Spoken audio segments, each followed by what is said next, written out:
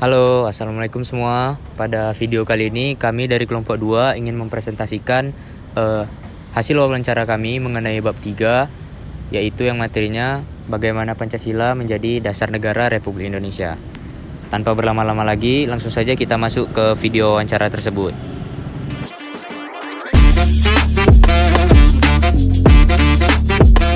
Bapak siapa, Pak? Dengan Bapak Septian sebagai Satpam Kampus Umpra Senggarang. Di sini saya akan mewawancarai Bapak tentang pentingnya Pancasila. Jadi Pak,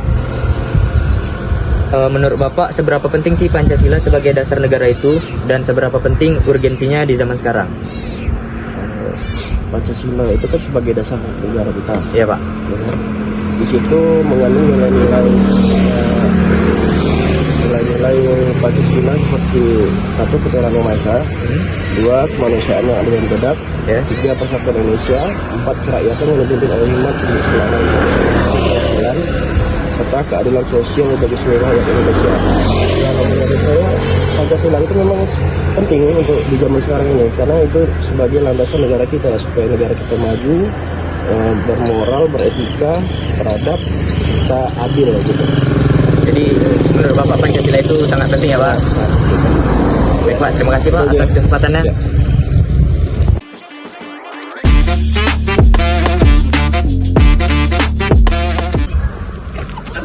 Oke Bang, saya boleh bertanya nggak nih Bang? Boleh. Nama Abang siapa Bang? Nama? Ini apa? Siapa nama aku nih? Nah, Rendra. Rendra. Semester? Semester 5. Oke, masuk lanjut pertanyaannya Bang. Oke, boleh. Menurut Anda, apakah nilai-nilai Pancasila akan semakin tergerus oleh zaman dan mendapat banyak tantangan? Mungkin bisa disebutkan tantangan seperti apa yang akan dihadapi Pancasila di perkembangan zaman yang semakin pesat? Oh, kalau Pancasila yang dengan kehidupan sekarang ya? Iya. Kalau mungkin tergerus, kalau misalnya mengikuti globalisasi sekarang ya, kalau Pancasila ya pasti tergerus ya kan? Karena kayak ada beberapa faktor globalisasi itu kayak moralnya nggak ada, kayak apa sih namanya, sopan santun, terus kayak mungkin kehidupan beragama mungkin kayak dianggap enteng lah, mungkin nggak kayak tak terlalu apa sih namanya bilangnya, tak memikirkan norma lagi lah. Iya. Nah, mungkin gitulah contohnya. Udah Bang. Nah, gitu ya. Terima kasih ya.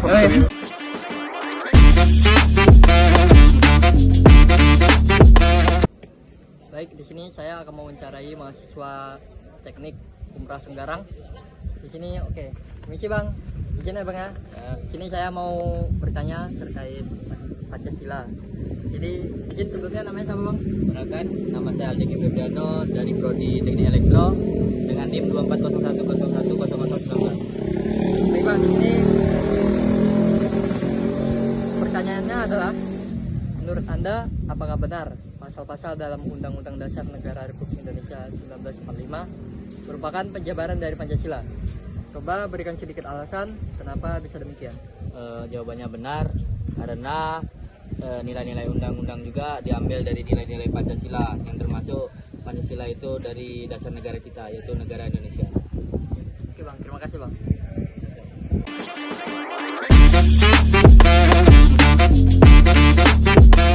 Nama saya Dimas Alfred Sebastian, saya dari Teknik Elektro angkatan 2022. Sampai di sini saya ingin bertanya nih sama kepada Bang, menurut pandangan Bang Dimas pribadi ini seperti apa makna Pancasila bagi Abang? Oh baik, kalau menurut gambaran saya pribadi, Pancasila itu merupakan sebuah dasar lah, artinya kan erat kaitannya dengan sila artinya dasar. Nah, berarti Pancasila ini erat kaitannya dengan kebangsaan lah.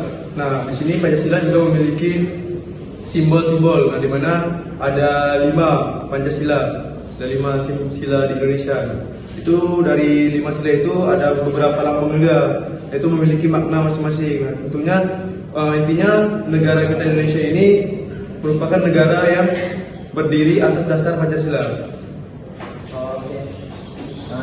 Mungkin sekian itu aja dari saya. Wassalamualaikum warahmatullahi wabarakatuh.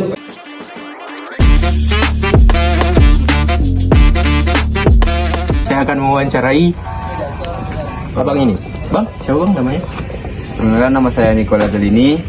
dari jurusan Teknik Perkapalan angkatan 22. Jadi pertanyaan ini mengenai Pancasila. Nah, ini Bang pertanyaannya.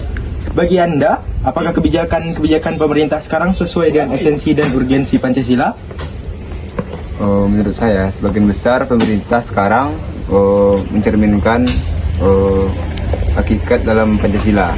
Tapi harapan saya ke depannya buat pemerintah, bahwasanya tekadkan dan terapkan di pemerintah itu secara adil dan merata. Baik. Baiklah. Terima kasih ya Bang. Nah.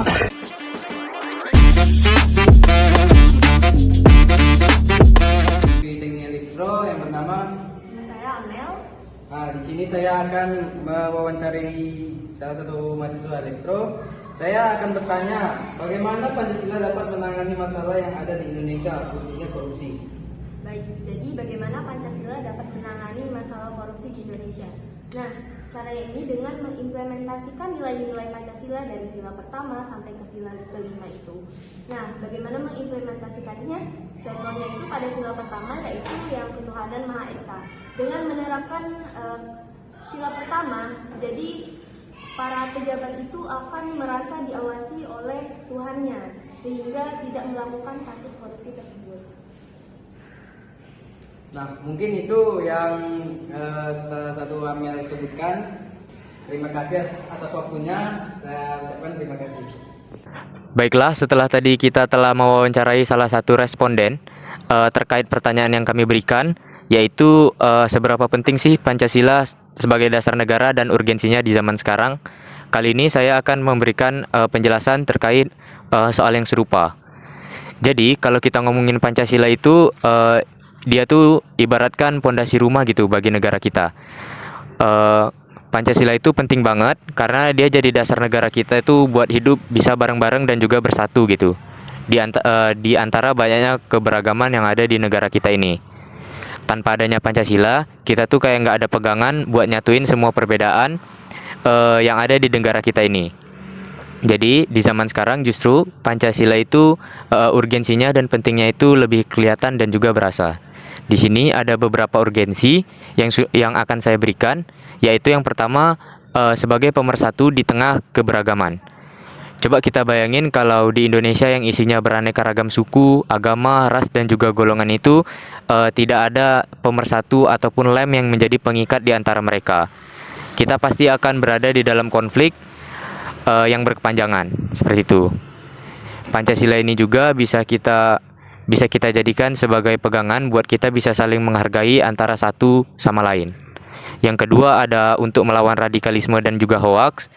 Di era digitalisasi yang sekarang ini banyak banget paham-paham yang nggak sesuai dengan nilai-nilai Pancasila dan juga ideologi kita.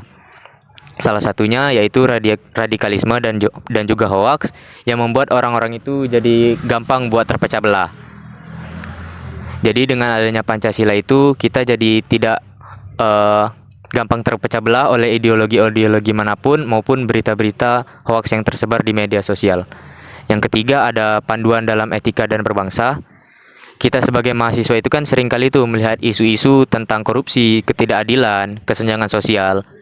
Nah, Pancasila ini bisa menjadi parameter bahwa kita harus selalu menjunjung tinggi keadilan, sosial, kemanusiaan, dan juga hal-hal yang lain yang sesuai dengan norma-norma Pancasila itu sendiri. Lalu yang keempat, urgensinya di zaman sekarang yaitu relevan terhadap generasi muda. Jadi sebenarnya Pancasila itu tidak ketinggalan zaman. Nilai-nilainya itu justru bisa diterapkan di kehidupan kita sehari-hari, baik dalam kehidupan mahasiswa, bermasyarakat, maupun berkeluarga. Di Pancasila itu juga memberitahu kita norma-norma dan etika serta cara-cara dalam bersosialisasi dan berkomunikasi di masyarakat. Jadi kesimpulannya Pancasila itu sebagai panduan hidup yang nggak cuma teoritis tapi bisa diterapkan juga di kehidupan bermasyarakat. Apalagi di era yang penuh tantangan kayak sekarang, di tengah globalisasi dan juga modernisasi ini. Intinya kalau kita benar-benar mengerti akan nilai-nilai dan praktiknya, urgensi Pancasila itu pasti akan sangat terasa di kehidupan mahasiswa seperti kita. Terima kasih. Baik, setelah saya mewawancarai salah satu responden, beginilah tanggapan kesimpulan saya mengenai pertanyaannya. Ya, pertanyaannya yaitu apakah nilai-nilai Pancasila akan semakin tergerus oleh zaman dan mendapat banyak tantangan? Mungkin bisa disebutkan tantangan seperti apa yang akan dihadapi Pancasila di perkembangan zaman yang semakin pesat. Nah, jawabannya yaitu nilai-nilai Pancasila memang menghadapi tantangan di era modern dengan perkembangan zaman yang semakin pesat. Namun, ini tidak berarti nilai-nilai tersebut akan hilang. Nah, nilai-nilai Pancasila kira-kira akan menghadapi tantangan seperti yang pertama yaitu ada globalisasi. Pengaruh budaya asing dapat mengikis nilai lokal. Yang kedua ada teknologi. Hoaks dan ujaran kebencian memicu perpecahan. Yang ketiga ada radikalisme. Intoleransi bertentangan dengan keberagaman. Lalu ada krisis moral. Korupsi dan menurunnya solidaritas sosial. Lalu ada ketimpangan sosial. Jurang ekonomi yang mengancam keadilan. Untuk solusinya yaitu perkuat pendidikan Pancasila, literasi digital, toleransi dan kebijakan berkeadilan sosial. Terima kasih. Nah, setelah saya mewawancarai responden, di sini saya akan memberikan penjelasan menurut pendapat saya. Nah, jadi seperti yang kita ketahui bahwa Pancasila adalah dasar negara kita, yang dimana tahta tertinggi yaitu fondasi hukum kita yaitu Pancasila. Nah, pertanyaan kemarin adalah apakah benar pasal-pasal dalam Undang-Undang Dasar Negara Republik Indonesia itu adalah penjabaran dari nilai-nilai Pancasila? Ya, jawabannya itu benar. Mengapa? Karena seperti yang kita ketahui bahwa Pancasila adalah dasar negara kita, yang pasti di mana Undang-Undang Dasar ini nilai-nilainya itu dijabarkan dari nilai-nilai Pancasila. Terima kasih. Baik, setelah kita mendengar responden dari Bang Dimas, nah bagi saya sebagai mahasiswa itu adalah panduan hidup dan pegangan moral untuk menjadi pribadi yang bermanfaat bagi bangsa. Pancasila mengajarkan saya untuk menghargai keberagaman, bekerja sama dengan orang lain, dan berjuang demi keadilan sosial. Sebagai dasar negara, Pancasila menginspirasi saya untuk selalu berpikir kritis, bertindak adil, dan berkontribusi pada kemajuan bangsa. Nilai-nilainya seperti persatuan, kemanusiaan, dan gotong royong menjadi pedoman saya dalam menghadapi tantangan akademik dan sosial. Dengan Pancasila, saya belajar bahwa menjadi mahasiswa bukan hanya untuk mengejar tentang ilmu, tetapi juga tentang memperjuangkan kebaikan bersama demi Indonesia yang lebih baik. Mungkin itu saja yang bisa saya sampaikan kesimpulannya. Sekian, terima kasih.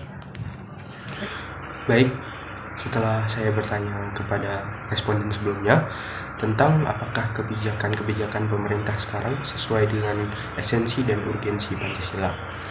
Setelah saya melakukan riset, ternyata kebijakan-kebijakan pemerintah sekarang sudah banyak yang sesuai dengan esensi dan urgensi Pancasila itu sendiri. Namun sangat disayangkan, eksekusi dari kebijakan tersebut masih kurang memuaskan dan masih tidak tepat dengan esensi dan urgensi Pancasila itu sendiri. Jadi banyak eksekusi dari kebijakan-kebijakan tersebut yang tidak sesuai dengan esensi dan urgensi Pancasila tersebut. Baik, terima kasih. Nah, setelah kita mewawancarai salah satu responden tadi tentang bagaimana Pancasila dapat menangani masalah yang ada di Indonesia, khususnya korupsi. Nah, menurut saya, Pancasila dapat menangani korupsi dengan menanamkan nilai-nilai moral dan etika dalam berbangsa dan bernegara. Contohnya Pancasila pertama, mengajarkan integritas dan kejujuran berdasarkan nilai-nilai agama. Yang kedua, sila kedua, menegakkan keadilan dan kemanusiaan sehingga korupsi yang merugikan rakyat dapat ditolak. Selanjutnya, sila ketiga, yaitu mendorong persatuan dengan mencegah ketimpangan sosial akibat korupsi. Selanjutnya, sila keempat, yang mengedepankan transparansi dan akuntabilitas dalam pengambilan keputusan melalui musyawarah. Selanjutnya, sila kelima, yaitu mewujudkan keadilan sosial melalui pengelolaan negara yang bebas dari korupsi sehingga tidak ada lagi korupsi yang ada di Indonesia. Dan kesimpulannya, dengan menjadikan Pancasila sebagai pedoman bangsa Indonesia, dapat menciptakan pemerintahan yang bersih, transparan, dan berkeadilan untuk memberantas korupsi, sehingga korupsi yang ada di Indonesia tidak ada lagi atau musnah. Nah, itu tadi menurut pendapat kami tentang pentingnya Pancasila di zaman sekarang. Baiklah, itulah tadi video tugas UAS Pancasila kami. yaitu menjelaskan bab 3 bagaimana Pancasila menjadi dasar negara bagi negara Republik Indonesia. Sampai jumpa di video-video selanjutnya. Terima kasih.